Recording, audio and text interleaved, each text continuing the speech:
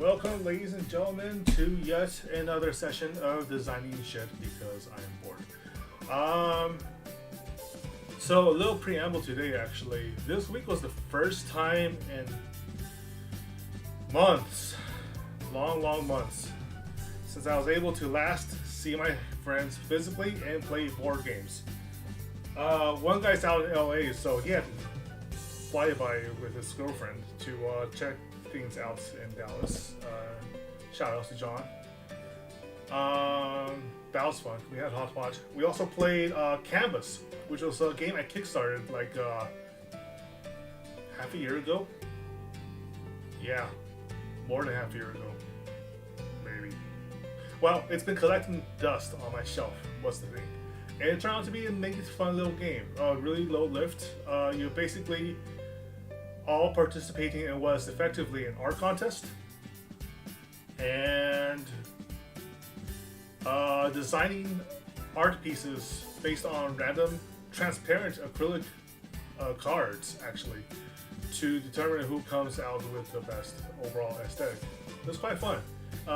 Interesting mechanic to use the transparent cards to overlay each other and make designs that way. That was interesting to experience.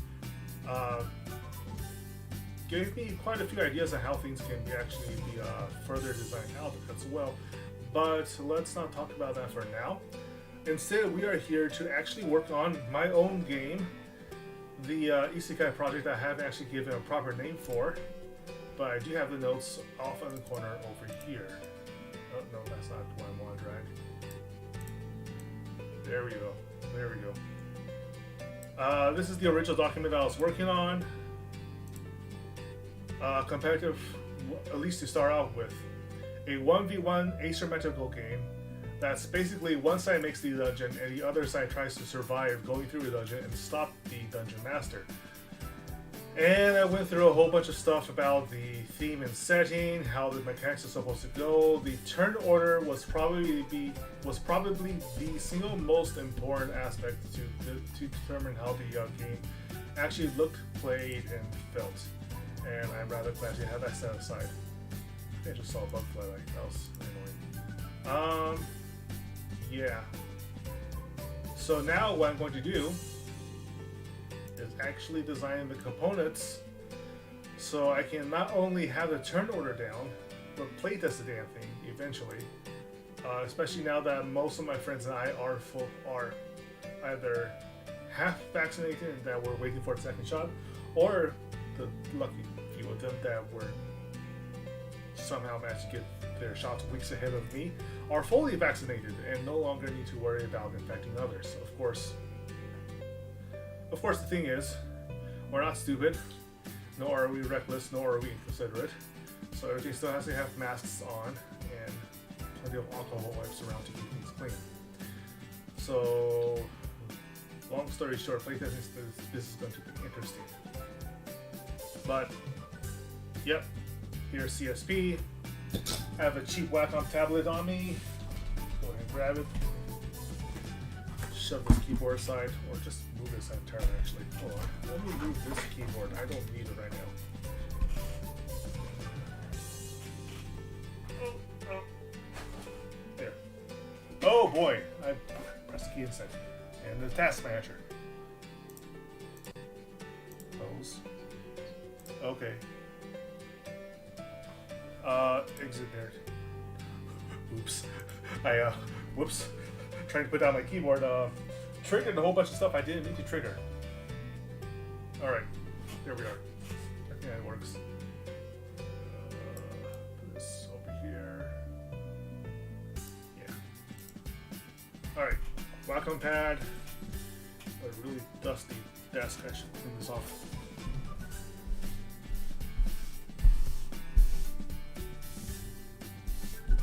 Somebody just came home. Here's the garage from here. All right. So, first things first, determining what we actually need to design today. So that way we have a general idea of where to stop. Let's see.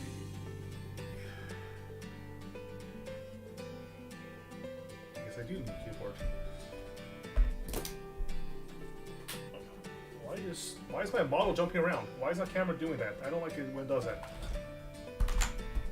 Alright. Alright.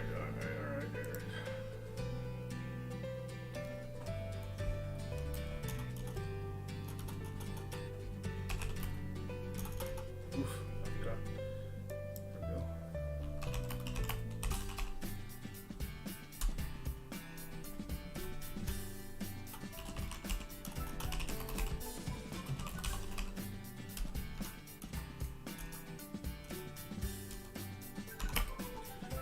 Alright, so the main things on the DM side was dungeon tiles, resources,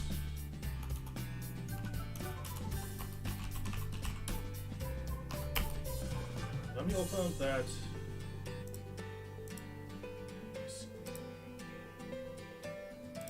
turn structure document.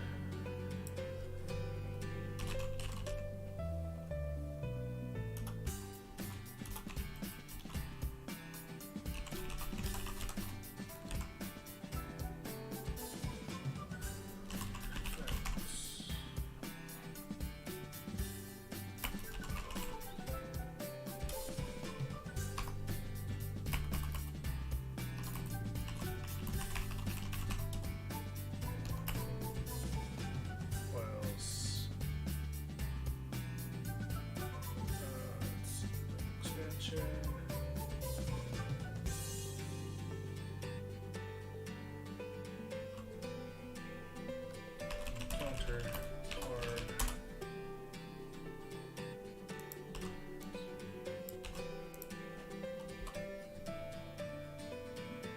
Alright, let me see. We have the dungeon. Okay, so based on actions, they have the starting scene artifact, the expansion tiles, the encounter card to play on the expansion tiles,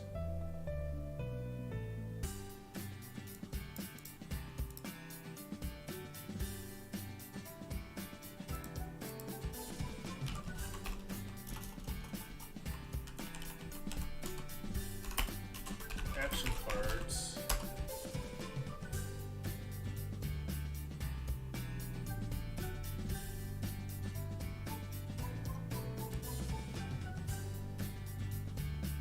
it seems as if LibreOffice is low unstable because I have to highlight the text to get to focus instead of being bugged out. What else do I need? Or of course, event. Oops.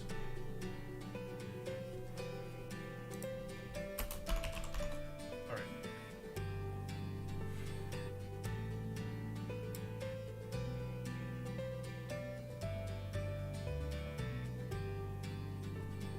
Now let's just go with single currency. Keep it simple. Alright, that should be good to start with. Let me look at the keyboard side carefully. And excuse me, because I got a sneeze. Oh boy, where's the tissue? Audio off.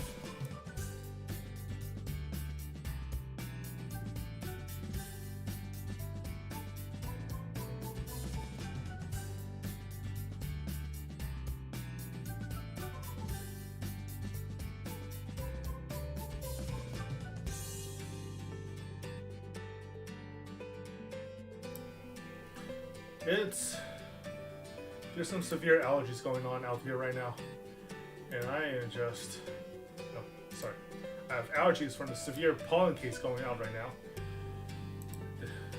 It's just kind of miserable. Okay. Here's our to-do lists. We can start drawing. We can start designing how this is supposed to look.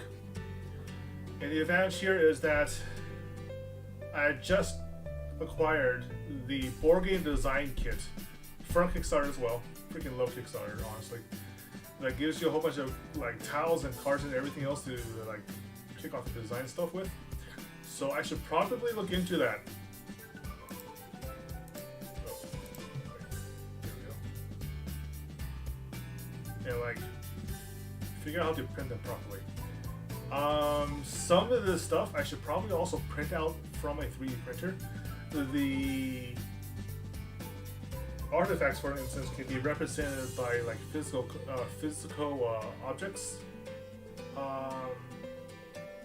And possibly some of the encounter cards as well, or events. I'll figure it out. The great thing about any sort of game like this, especially card games, is that we tend to all be cribbing off of Richard Garfield's notes in the first place. So the inherent assumption is that there's a high level of modularity and flexibility with the rules. So I can say that if an event card pops off, for instance, it said that a cave-in has sealed off an exit, and you have to, although it doesn't negate the viability of a path, it does require both sides to commit resources on their turn to get rid of the blockage or something. You can just put down like a plastic boulder, just like print out a plastic boulder and plop it around, and there you go, or things like that. That's just like an idea to come off the top of my head. I'm not committed to it or anything. But for now, the tiles. What I ultimately settled on is that I do not actually want multi-shaped tiles. Like the original concept in the design document was that I would be using square tiles, rectangular tiles, triangular tiles, etc., etc.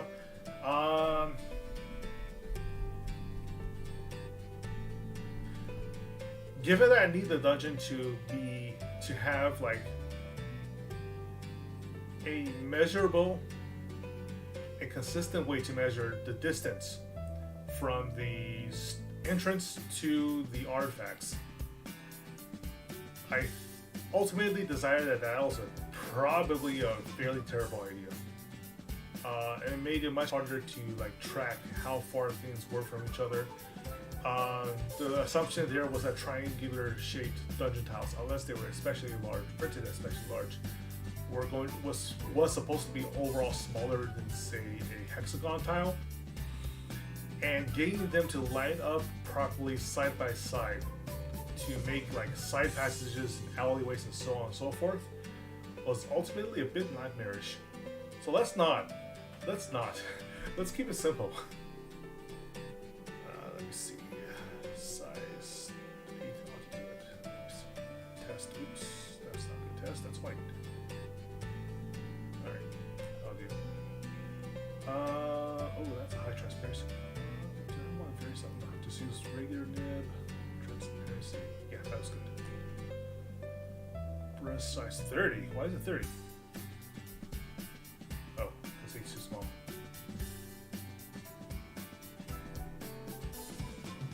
Yeah, that ought to work. Okay. Alright, dungeon tiles. Actually, it's probably too early to bust that out. Let's go with the rectangular frame first. Nice big.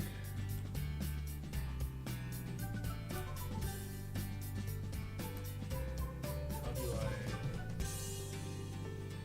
there we go. Use a shift key to get a consistent shape.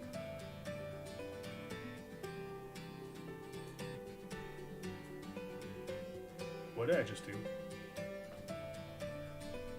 Oh, this is a masking tool. I'm dumb. Let's not use that. That's what I wanted.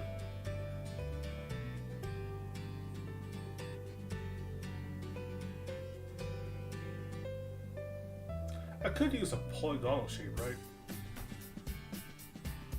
Like the key factor is whether it's like what kind of shape I want. Squares would be easiest to work with, but there's honestly a lot to say about polygonal shapes. Like these would inherently match up with each other pretty well side by side. Nah, let's keep it simple. For now, keep it simple. Oops. Right.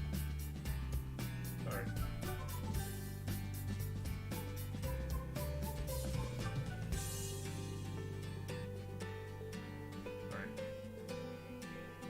Let's start with making them big, so we can tell our nice and big. All right. Oh,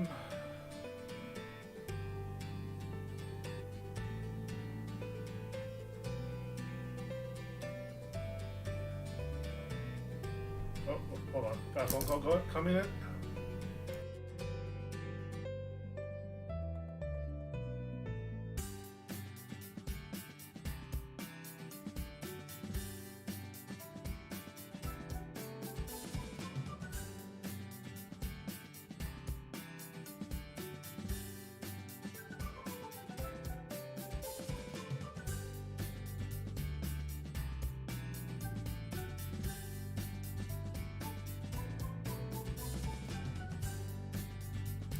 Sorry about that, just family call.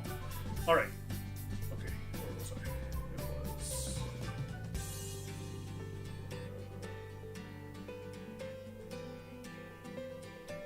Come on. That's not what I want to touch. This is the polyline here.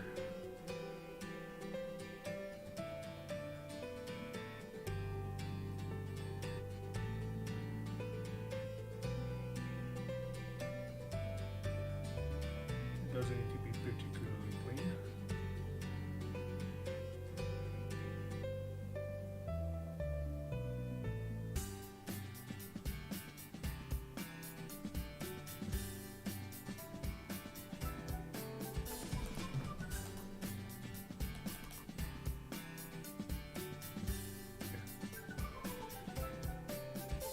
Can select the polyline. No, you can't. Oh, well, whatever. It don't matter to me. All I really want to do here is represent entryways, and that is easy enough to do.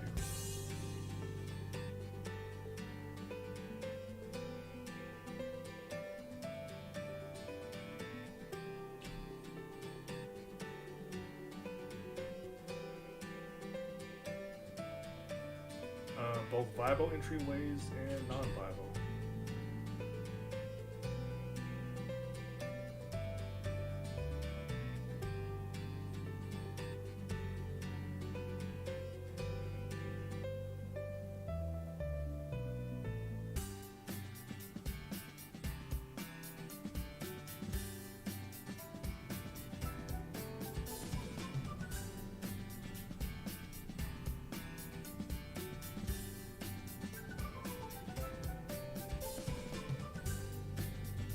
There, nice and easy. All right.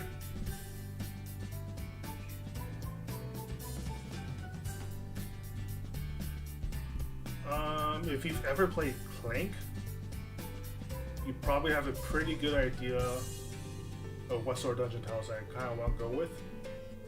Although not exact sort of mechanics. Clank is very much its own thing.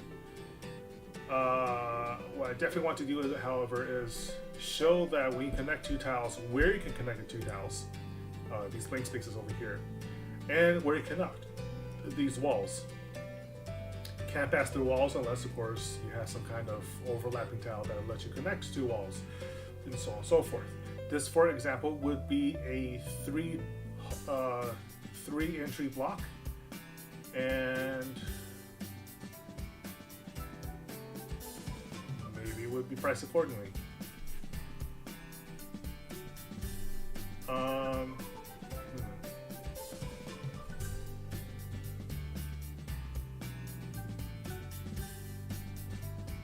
ahead and switch the brush. 2, 3.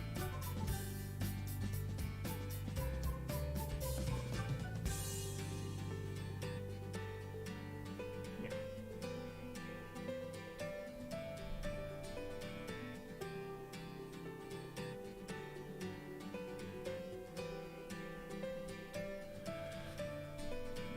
So what I'm thinking here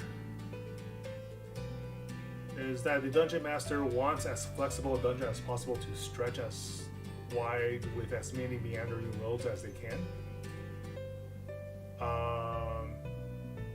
But doing so costs them a little, right?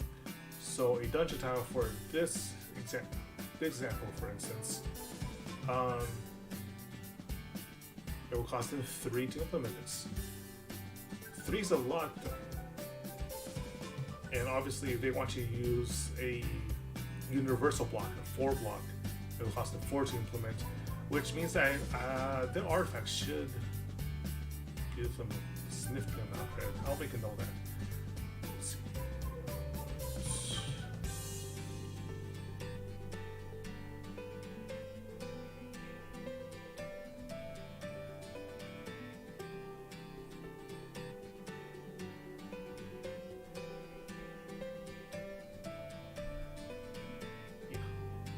I'm thinking you'll want the artifacts to generate 2 credits a turn and the credits to roll over between turns, right?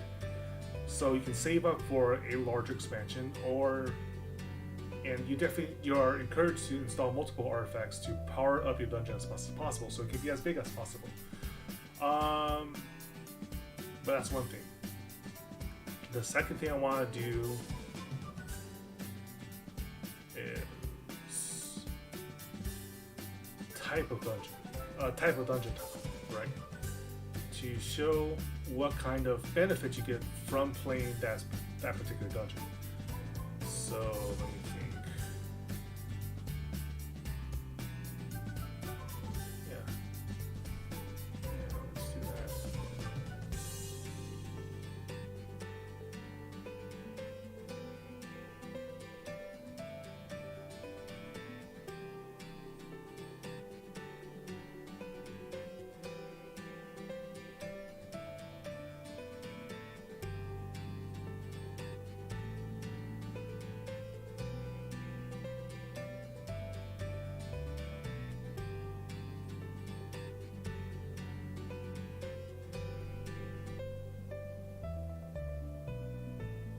Oops, that's not what I wanted. Let's try to go for the highlight tile. There we go.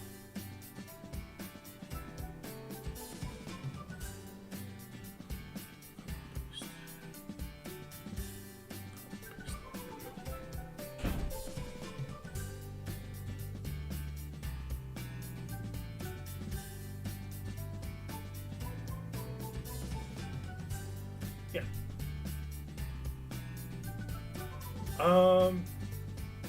You want to play as many dungeon tiles as possible, not just because you want as much distance as possible between the hero and the artifacts you're trying to protect, but because the dungeon tiles themselves are part of its own economy.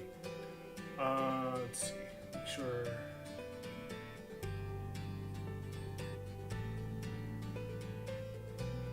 Yeah, actually, no, I can simply say visual representation is fine.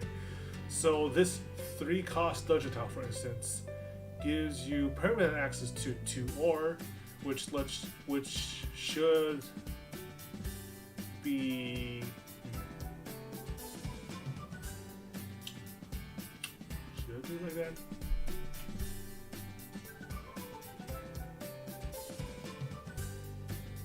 Try to think my way through. I don't see why not. Yeah, permanent access to 2 ore, which means you can play up to 2 ores worth of artifacts, encounter cards, or no, not action cards. Action cards will artifact or encounter cards.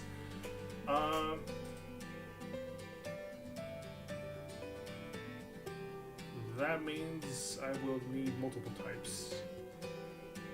Well, let me see. Let me go ahead.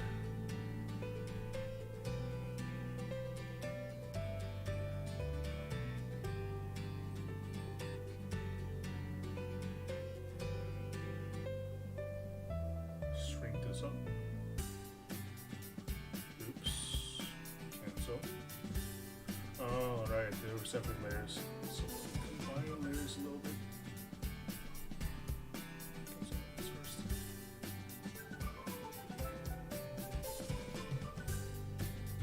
Oh, isn't transferring?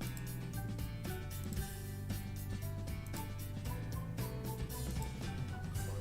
There we go. Alright. Make sure I have.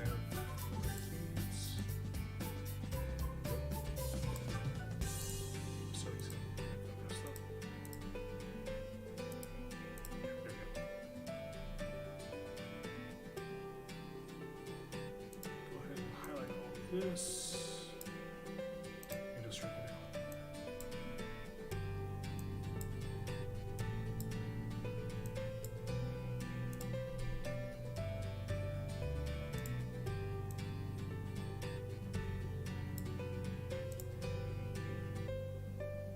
There we go. Perfect.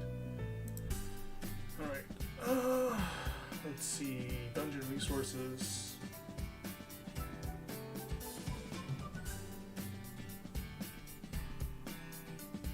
Let's say we have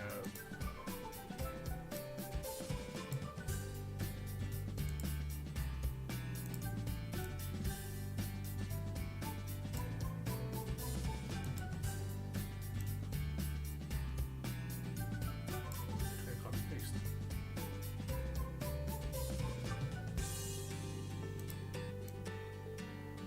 That's not what we want.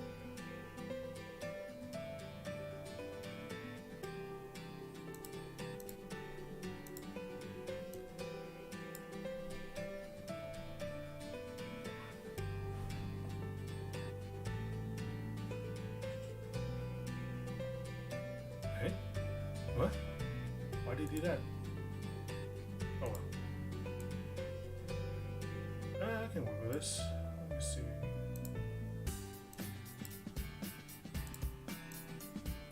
Just do this.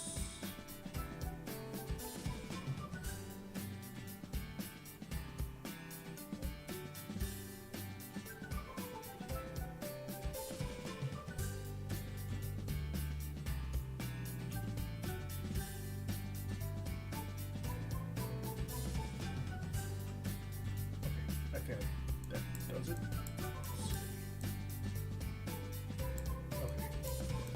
So we have the example of a single bar, 2 bar, and a 3 bar stack.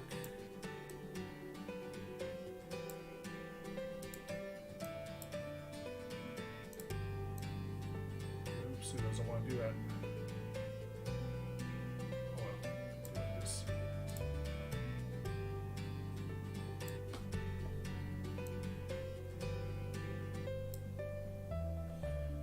And just let me write down the resource notes here.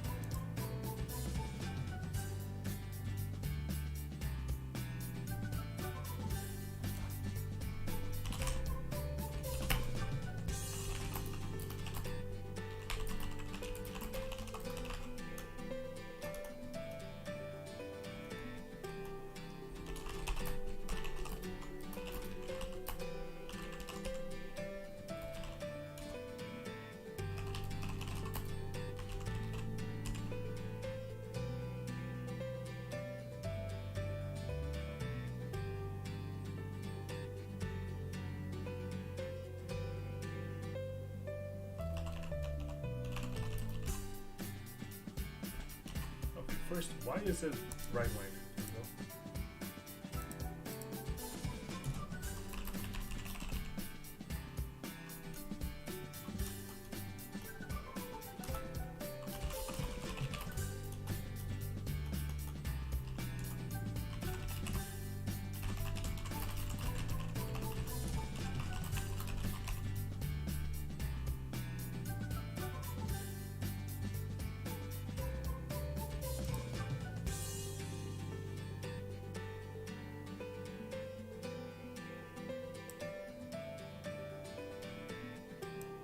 I'm not sure that makes total sense yet, but that's alright. We'll figure it out as we go along.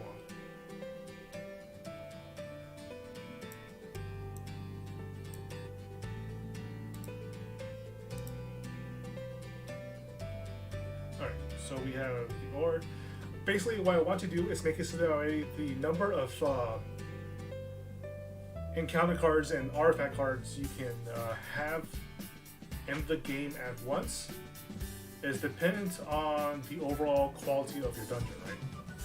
So you're drafting dungeon tiles Not just because you want to drain as much stamina from the hero party as possible, but also to make it so that you can play bigger threats against them. A slime, for instance, will cost like 1 resource. Probably not ore. It does make sense for slimes to be supported by ore. But the lowest caliber threat, basically the larger the dungeon is, the higher the caliber threat you can play. If you have, for instance, 10 ore, represent like 10 ore spread across all of your dungeon tiles, you should be able to play some kind of like golem or mech, right? That makes sense. It's a huge dungeon. It's obviously important. You probably have more than one artifact installed at that point. You need a guardian worthy of such a dungeon, but also such a guardian probably won't show up in smaller dungeons for a reason, and that reason is the dungeon doesn't have the resources to support it in the first place. On the other hand, having only one golem is probably a bad idea. It means that it's the only ore-based threat you can play in that entire dungeon. Meaning that if you have no other threats based on ore for the player party to fight through, and they happen to have some way to one-hit KO the golem, you're screwed. Yeah. So yeah, it should provide a nice economic balance and strategic layer for the DM to fight their way through, or to figure out their way through. I hope. What else? Right. We have Aura, which is usable for like trap cards and automatons.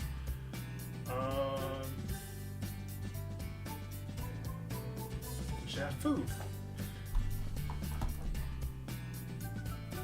Let's see. What's the best way to represent food? We can always go, of course, with the old meat on a stick. Well, that's not completely imaginative. But why not? Always go with old staples if nothing better comes to mind, because at least with old staples you can guarantee that the player understands what you're going for. Probably shrink all these tables down.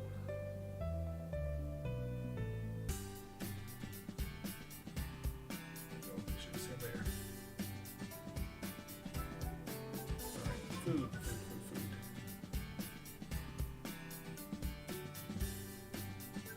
Drumstick or ham? Drumstick.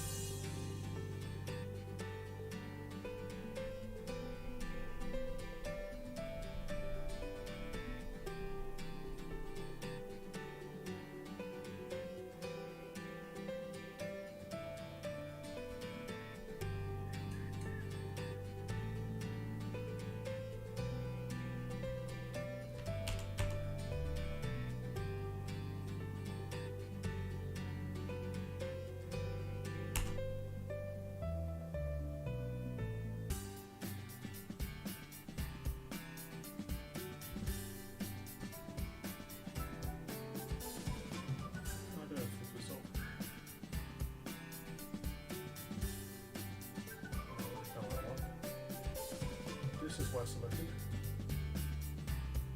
Versa. No.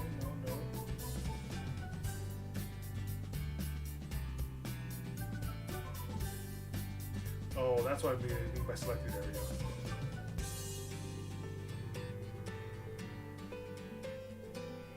Expand the outside selection, paste, scale up, tone.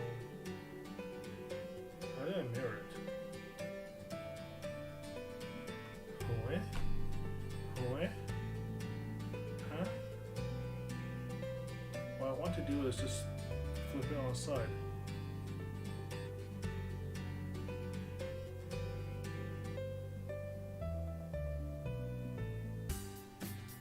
Oh, here we are. Flip. Wow, that's not what I wanted at all.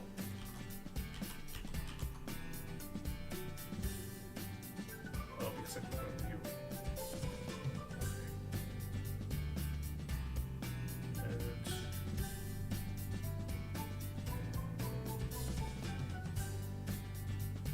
And that's the canvas.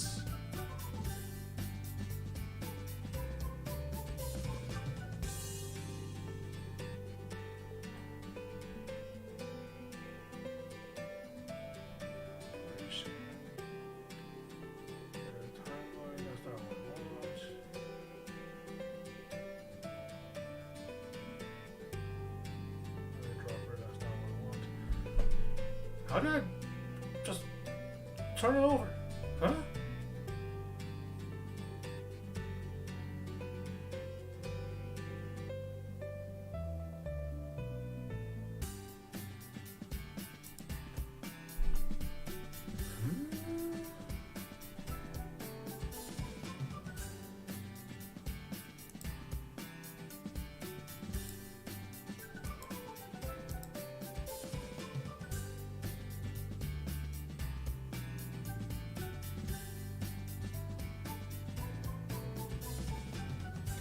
What if I simply inverted the layer?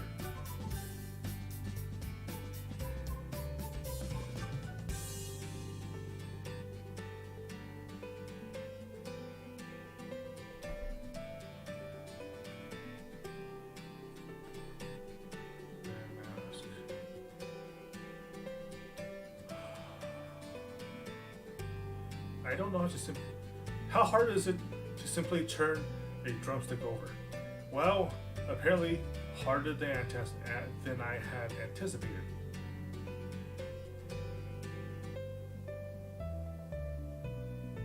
I really don't want to simply double up on the same orientation. That'd be dumb. Alright, I'll just do this. It looks silly.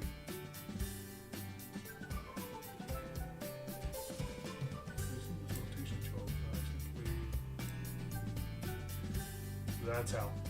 I figured it out. That took forever. I feel kind of dumb. Okay, well, yes.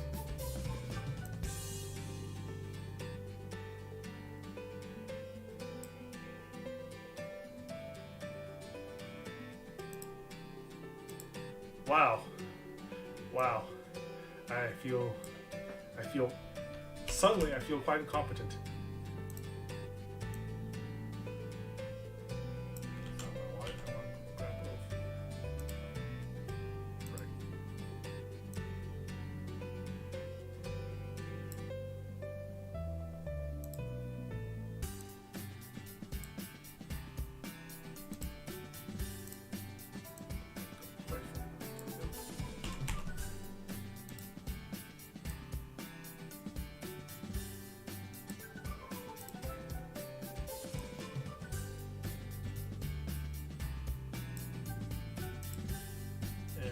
Pivoting this just a little bit, just to stick in a third and fifth.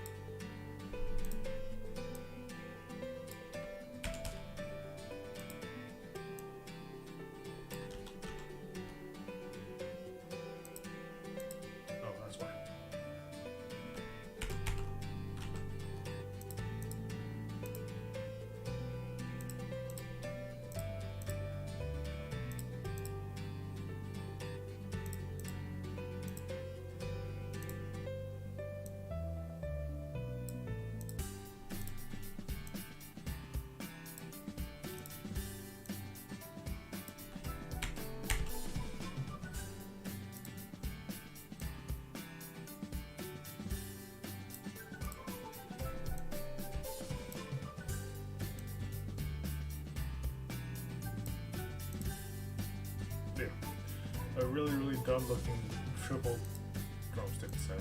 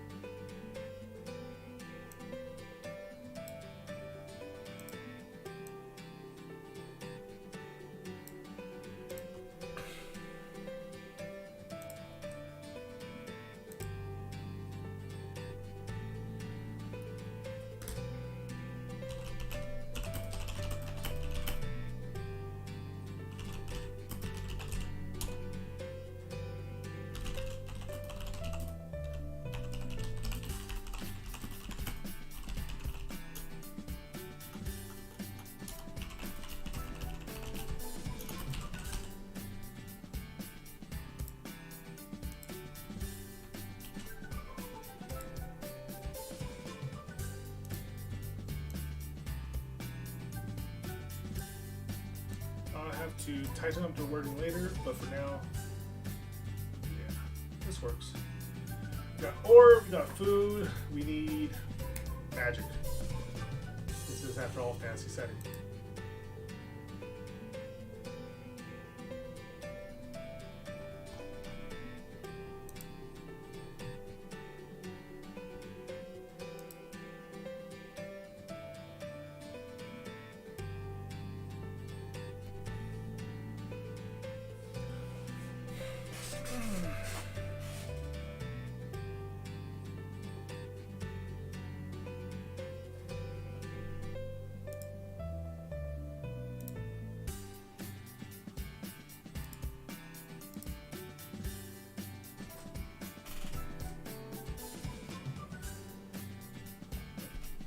Message. Hold on. What's going on?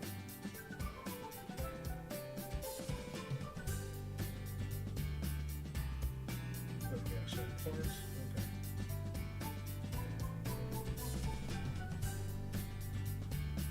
Man, I am hungry.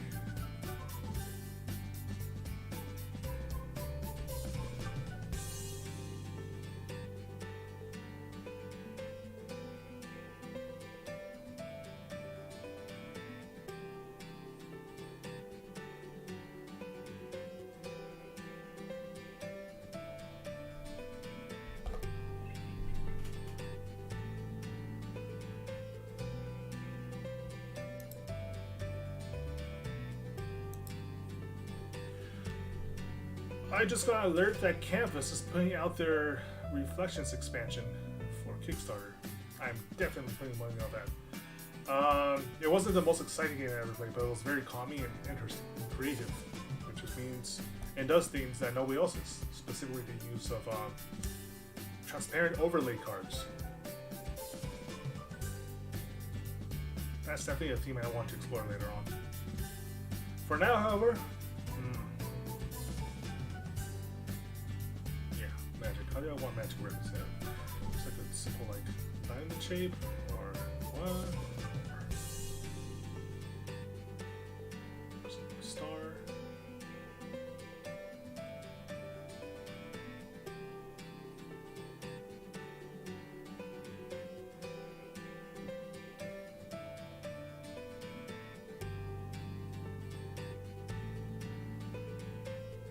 Maybe I can do something a little special with magic. Oops. Watch there. Hit the patchy art, I think.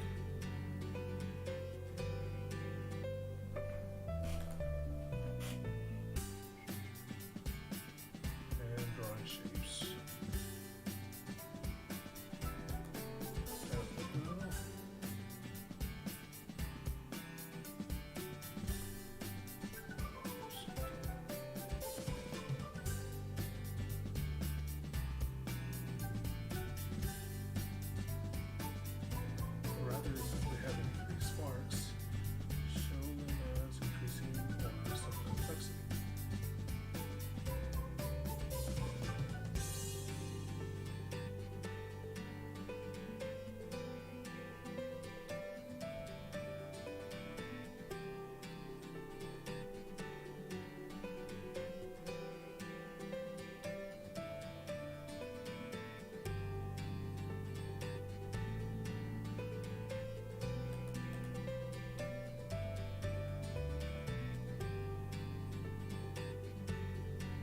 I simply add another sparks or spikes rather, I think it might actually be visually confusing.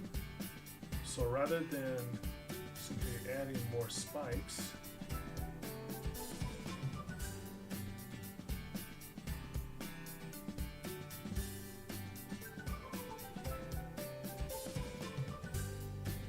there, that's a 3-bar star. Yeah, that looks pretty good.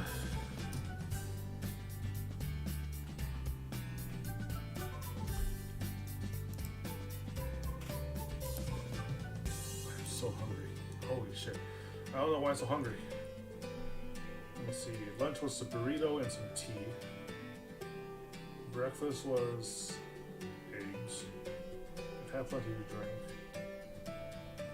Guess my stomach's just empty. I just didn't eat enough for lunch. Shit.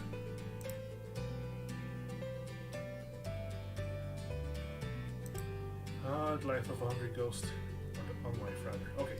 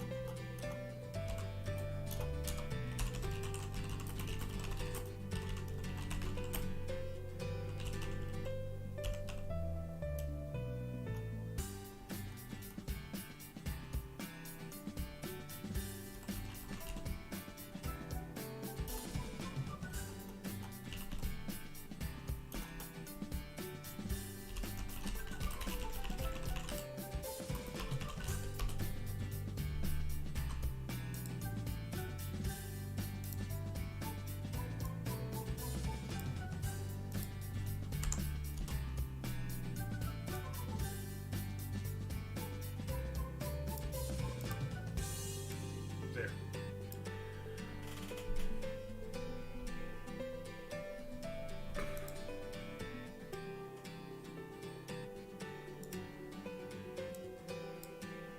Dungeon tiles are done. That was oddly difficult. Yeah. So what we have here is that the dungeon you design determines how much you can do, and the dungeon tiles you draft determine the order in which you're able to play certain things. It also means that you want to draft as early and often as possible, which means that you want to install artifacts that will otherwise give the opposing player a win condition, or otherwise they might outscale you. That's a good balance of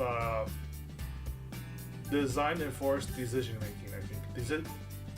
Design-enforced tensions of decision-making.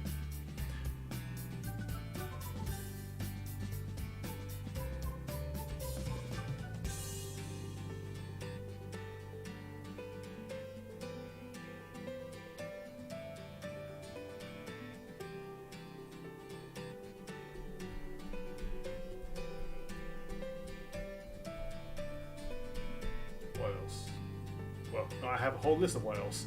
We have currency, we have artifact cards, and sea artifacts, and how they're supposed to be designed and what they look like. We have encounter cards, action cards, event cards. I am so hungry, I'm distracted. So unfortunately, a lot of this is going to be designed off screen. I'm just gonna get some dinner. I'm sorry, folks. This is a shorter stream than I planned, but I'm so hungry. It's like hard to think. Hard to think through. What I have so far looks pretty good. Honestly, this seems almost playable. Like, I can honestly prototype a lot of this already. Um. Oof.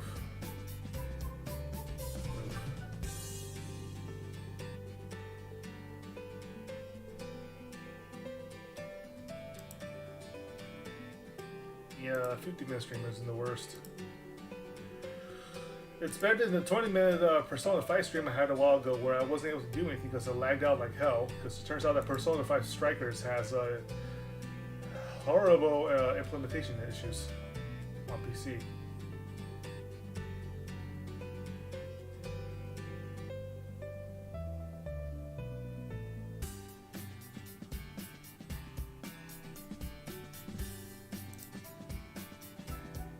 Yeah, I'm sorry. I'm just really distracted. Like my stomach's growling. I can't think through this.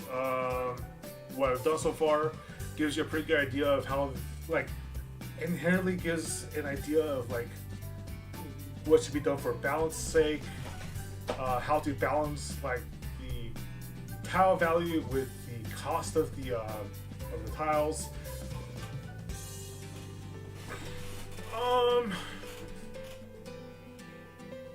It also means I don't think I should allow the Dungeon Master player control over what dungeon tiles they have. I think they should all just have a standardized set then.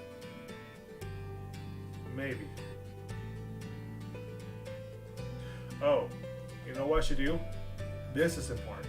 I should decouple. Oops. A little too big on the eraser there. That's size 800. Yeah. No, the entry points will not determine the cost here. The cost instead will be written down, a hard value. This, for instance, it's 2 bars and 3 entrants. Let's make this a cost of 4.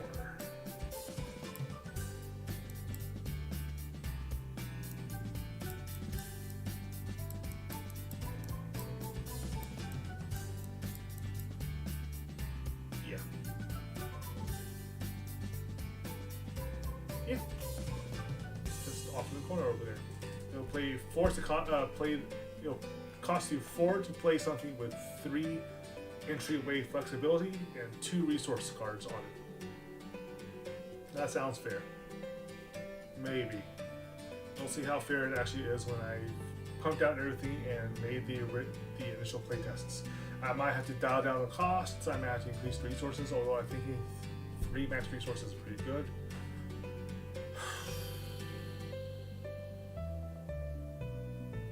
I think I want something like 3 per tile here, 5 per tile there, 10 tiles per over here, 30, 45, 54 total dungeon tiles.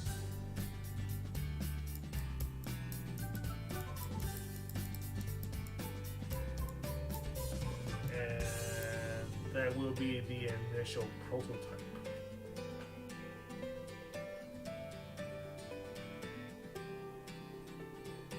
Not too bad.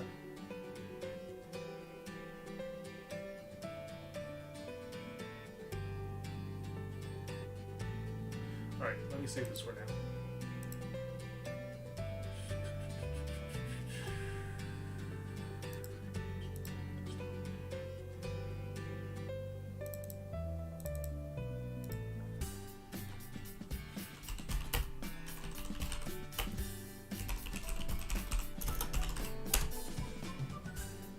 Okay. Alright. Done for now. Sorry that this was a relatively short stream, although actually I've almost streamed over an hour just. But yeah, I am not in a physical state to stream any longer because I am just. I need to eat. That's the long and short of it. Tomorrow will be some DIY stuff. Mostly it will be with probably TinkerCAD design.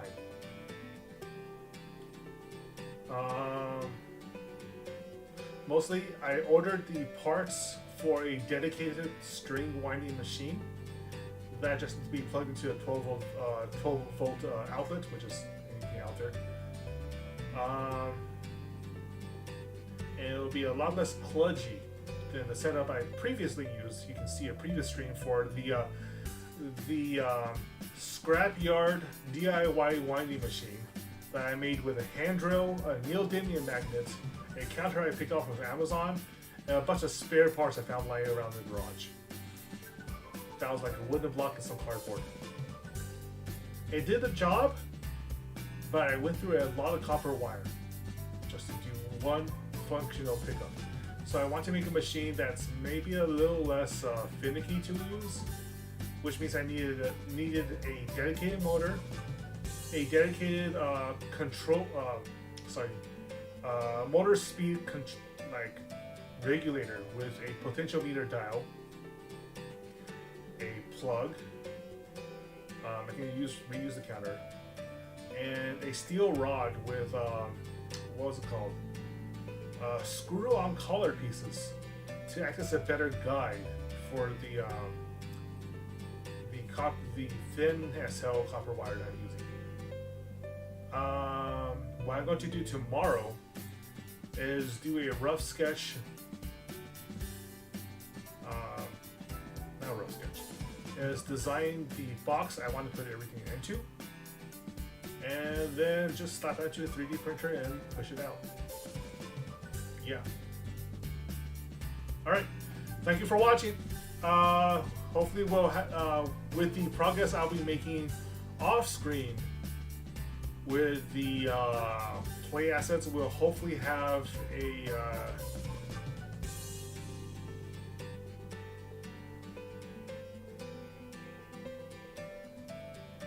a playtest stream with a friend or two before the end of the month. But I gotta tell you, I might be pushing it. Specifically, my workload is about to explode. My real life workload is about to explode for the next 5 months. I'm pretty sure I can do at least a minimum of 3 streams a week, even during that period. But based on how the contract was last year and the fact that they're giving us more, the client is giving us even more responsibility because they trust us more, it'll be a little tough. I won't lie. There's going to be a lot of sleepless nights. I'm going to be working off of Asian hours for quite a bit. Hey, that means I get to watch a lot more whole life stuff live. Haha, haha. But yeah, my weekends are dead. They no longer exist. That sucks. Boy, does that suck. Oh well. I will see you all tomorrow with the DIY stream. Good night, goodbye, and stay hungry, my friends. Although not as hungry as I am right now. Bye.